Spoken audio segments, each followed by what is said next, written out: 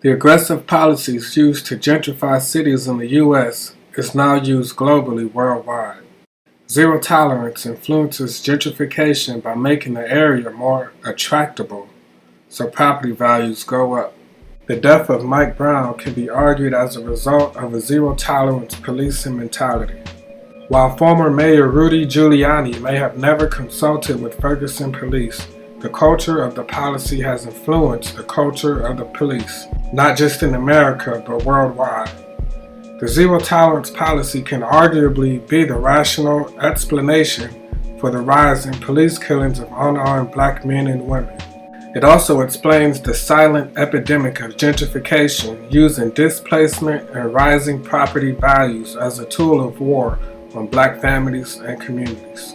Zero-tolerance policing gives us a framework for the death of Tamir Rice, Mike Brown, Alton Sterling, Eric Garner, and many more.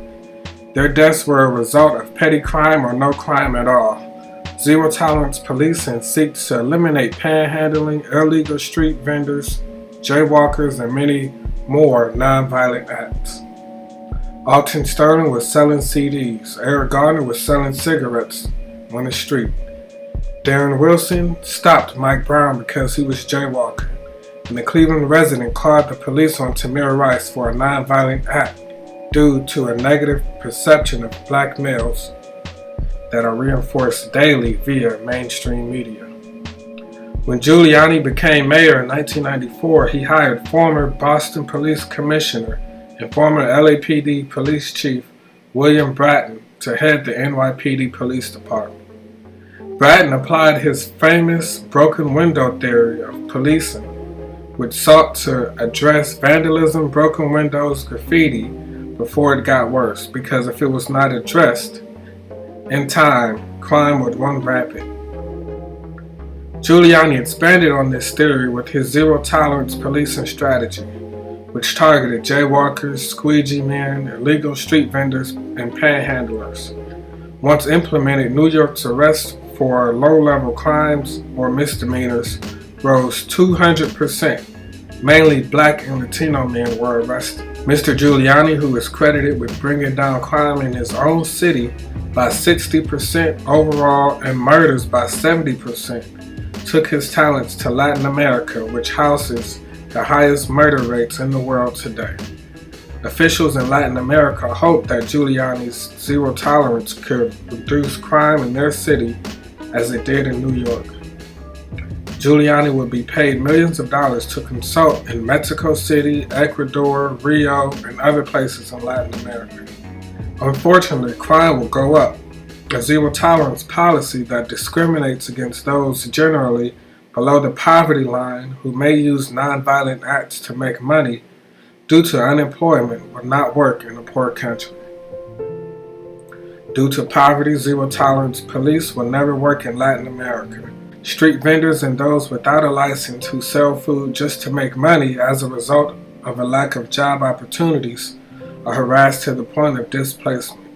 In fact, in Ecuador, residents who were displaced due to zero-tolerance policy migrated to New York City in hopes of achieving the American dream, only to face the stigma of being deported under a Trump administration or Obama.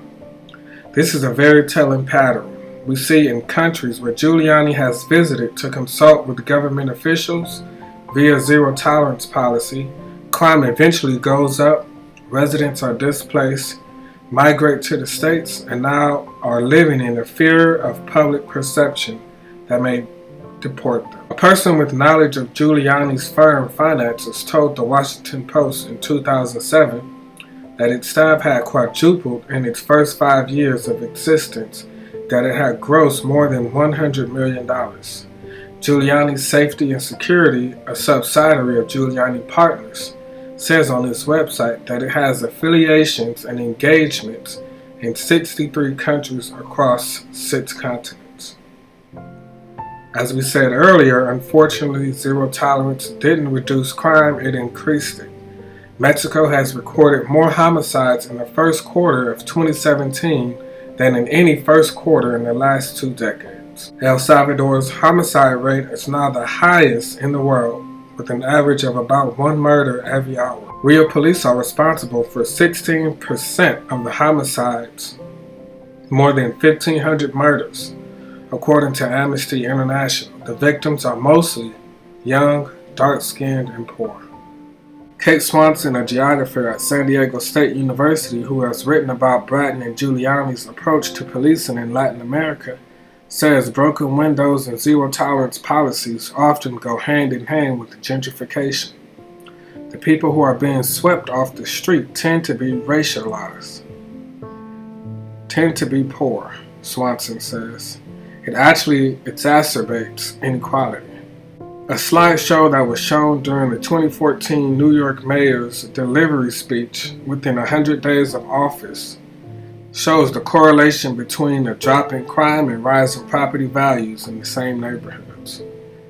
In large part due to zero-tolerance policing, eliminating petty crimes, panhandling would definitely rise the value of a neighborhood, but too often the existing residents, unless they are homeowners, are unable to afford the rising cost of the property. Thus, gentrification continues. Bill Bratt, who became chief of police when Giuliani was mayor of New York, is noted for his Safe Cities initiatives. When he was head of the LAPD, the initiative targeted Skid Row, an infamous housing camp for the homeless. Police sweeps became the norm and water cannons were used to destroy the homeless tents. This, of course, was the precursor to gentrification. Rio de Janeiro adopted the zero-tolerance policy a few years prior to the Olympic Games. Generally, residents are displaced from areas near tourist attractions to create a clean appearance and atmosphere to draw millions of dollars from millions of tourists. This is the case with every global event, especially the Olympics and World Cup. As if aggressive policing wasn't enough, citizens who buy into the negative stereotypes of black people reinforce these stereotypes by calling the police for non-emergency calls via 311. A report by Anti-Eviction Mapping Project shows an increase of 311 calls in San Francisco's highly gentrified areas. In 5 years alone, 311 calls increased by 291% in the highly gentrified Mission District neighborhood. One infamous example of a 311 gone wrong would be the Tamir Rice case. Although the caller called 911, it was a non-violent call that unfortunately turned violent. If the call was never made, Tamir would still be alive. Adding to that, San Francisco has a sit-lie law that forbids anyone from sitting or lying down on public sidewalks between 7 a.m. and 11 p.m. This effectively criminalizes homelessness, since many homeless people sit, sleep, and lie down on sidewalks due to the simple fact that they have no homes. In conclusion, although blacks and whites have integrated physically, we remain segregated morally, socially, and spiritually. As a whole, white America isn't ignorant to the suffering their ancestors have done to blacks historically. However, white America remains ignorant on the negative portrayal of black America via mainstream media. It remains ignorant to the systematic oppression via gentrification, redlining, and territorial stigmatization. All of this allows zero-tolerance policy. All of this allows zero-tolerance policing to flourish in America, even with the aid of a large portion of white America who are not policed.